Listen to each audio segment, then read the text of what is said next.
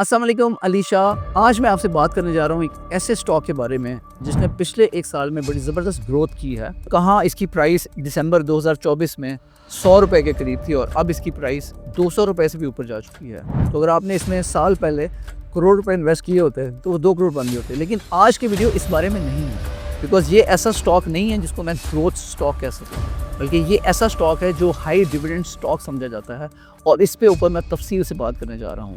लेकिन इसके साथ साथ इस स्टॉक्स में इन्वेस्टमेंट के कुछ रिस्क भी हैं, कुछ ऐसे गवर्नमेंट के पॉलिसी डिसीजन हैं जो इसकी सारी की बुनियादें हिला कर रख सकते हैं और इसकी जो ग्रोथ है उसको सैबोटाज कर सकते हैं। जो माजी है वो क्या रहा था और इसके साथ साथ हम बात करेंगे अब फेयर वैल्यू क्या है, क्या इस वक्त इसमें ख़रीदारी का टाइम है या बेचने का टाइम है या फिर होल्ड करने का टाइम है। इसके बारे में मैं आपको डिटेल से बताने जा रहे हैं इस वीडियो को, तो इसको एंड तक ज़रूर देखें।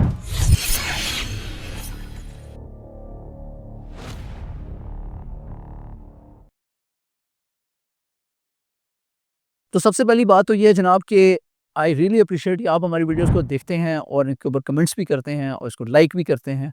आप इसमें हमें सपोर्ट का सिलसिला जारी रखें। Thank you very much for that. अगर अभी तक आपने हमारे चैनल को सब्सक्राइब नहीं किया तो प्लीज़ इसको सब्सक्राइब ज़रूर कर लें, क्योंकि हम इसके ऊपर जो इन्फॉर्मेशन आपके लिए लेके आ रहे हैं वो इन्वेस्टमेंट से रिलेटेड काफ़ी ज़बरदस्त किस्म की इनसाइट्स होती हैं और आप देख रहे होंगे हम क्वालिटी को बेहतर से बेहतर बनाते चले जा रहे हैं।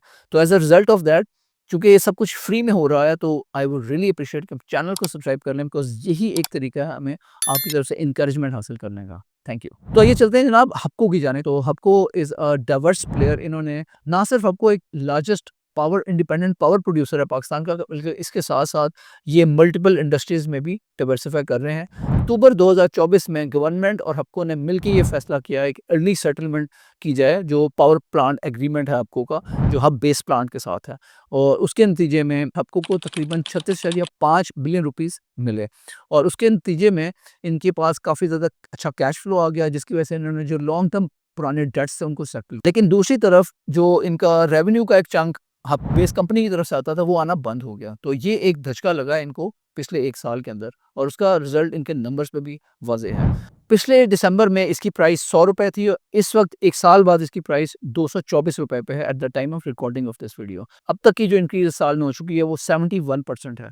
तो that's has been incredible growth. हाल ही में हपको ने अनाउंस किया है कि जो इनके थर पावर प्लांट्स हैं, जिनमें थल नोवा और थर एनर्जी शामिल हैं, इनकी जो प्रोजेक्ट कंप्लीशन डेट है वो अनाउंस की गई है। ये एक अहम संग मील होता है जो कि बेसिकली आपके जो स्टेक होल्डर्स और इन्वेस्टर्स हैं उनको ये बताता है कि Hapco is on track to complete the project. और उसके साथ साथ ये बड़ी खुशाइन बात है, क्योंकि जो टारगेट्स हैं जब वो अचीव कर लिए जाते हैं तो फिर वो चीज़ डिविडेंड्स की सूरत में और पे आउट्स की सूरत में materialise. Hubco owns 60% shares in Thar Energy Limited. पूरी ओन्ड कंपनी है हब पावर होल्डिंग्स कंपनी, उसके अंडर ये थल नोवा के 38.3% शेयर्स होल्ड करते हैं और ये दोनों प्रोजेक्ट्स सीपेक के प्रायोरिटी प्रोजेक्ट्स रिकॉग्नाइज किए जाते हैं। तो इनके सारे इनिशिएटिव मिलकर उनको अच्छी डाइवर्सिफाइड कंपनी बनाते हैं। रिसेंटली इन्होंने इंटरिम डिविडेंड 50% ₹5 पर शेयर अनाउंस किया है और ओवरऑल जो इनका लास्ट ईयर का डिविडेंड रहा है वो 20 रुपए करीब रहा है। तो एक अच्छा double digit growth dividend company है। फॉर फाइनेंशियल ईयर 2025 जो कंपनी ने रेवेन्यू रिपोर्ट किया है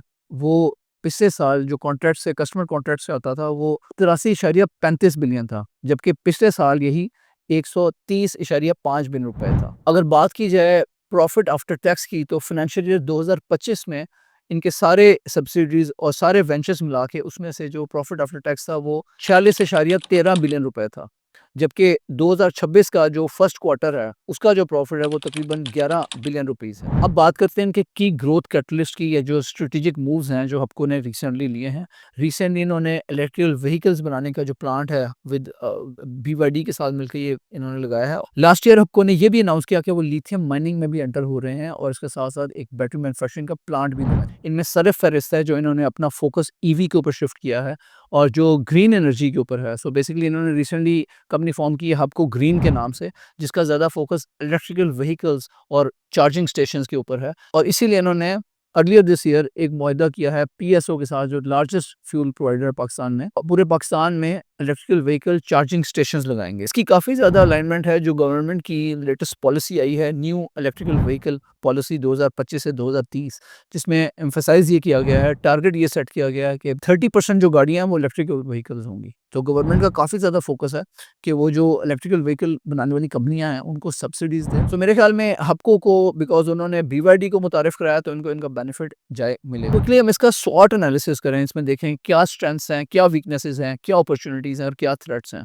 अगर हम स्ट्रेंथ्स की बात करें तो आपको एक लार्ज कंपनी है विद डाइवर्सिफाइड पोर्टफोलियो, इनके पास मल्टीपल एसेट्स हैं और इसके नतीजे में इनके पास एक अच्छा कैश फ्लो है और as a result of that ये अच्छा डिविडेंड दे सकते हैं। अगर हम वीकनेसेस की बात करें तो इसमें इनकी बेसिकली जो अर्निंग्स में वोलेटिलिटी है, जो जैसे PPA टर्मिनेशन की वजह से जो आई है, तो ये चीज़ अगर गवर्नमेंट पॉलिसी चेंज करती है फ्यूचर में, तो दैट इज़ अ वीकनेस जो हपको के अंदर पाई जाती है। अगर अपॉर्चुनिटीज़ की बात करें तो जो इनके EV चार्जिंग के ऊपर जो इनका एग्रीमेंट हुआ है PSO और APL के साथ, उससे इनको न्यू रिकरिंग रेवेन्यू स्ट्रीम्स मिल सकती हैं। अगर थ्रेट्स की बात की जाए तो गवर्नमेंट की तरफ से और रेगुलेटरी रिस्क है, जैसा कि जो PPA एग्रीमेंट था जब वो चेंज हुआ है तो that is shifted the companies landscape. अगर हम बात करें इसकी फेयर वैल्यू डिटरमिन करने की, तो उसमें आपको फैक्टर इन करना पड़ेगा आपको कुछ जो अर्निंग होती है मल्टीपल सोर्सेज से, जिसमें इनकी जो मल्टीपल एसेट्स हैं, जैसे थल नोवा है, थर एनर्जी कंपनी है, इसके साथ साथ नारोवाल प्लांट है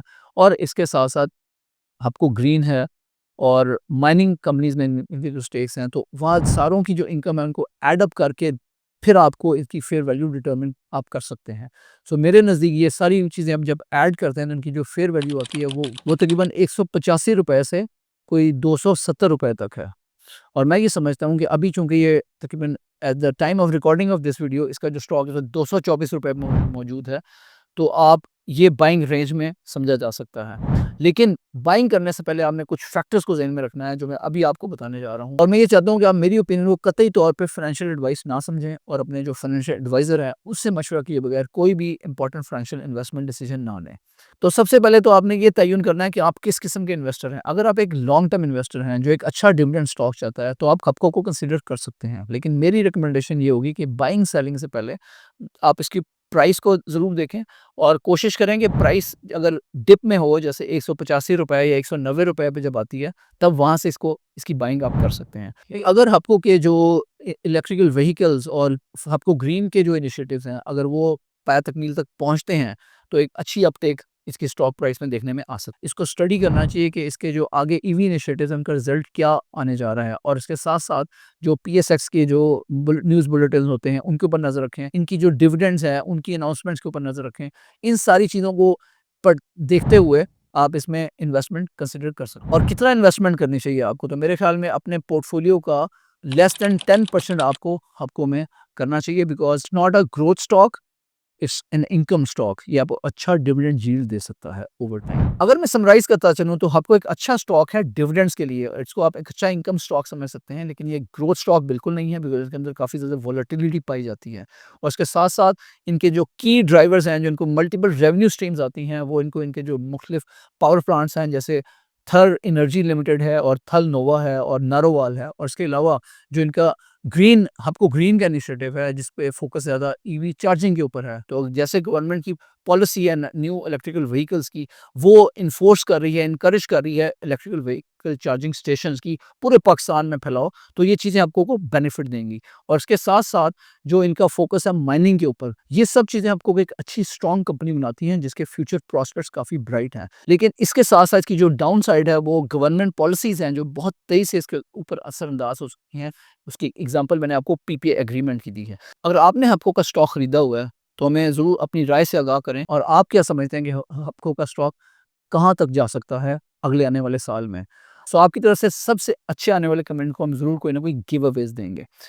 और मैं उम्मीद करता हूँ कि आपको ये वीडियो अच्छी लगी होगी। अच्छी लगी है तो इसको लाइक कर दें, अगर अभी तक चैनल को सब्सक्राइब नहीं किया तो ज़रूर सब्सक्राइब कर लें। अगर आप चाहते हैं किसी स्पेसिफिक स्टॉक कंपनी के बारे में हम एनालिसिस करें, तो ज़रूर उसे कमेंट में अपनी राय से मैं उससे भी आगाह करें। Thank you very much for joining us today. अस्सलाम वालेकुम।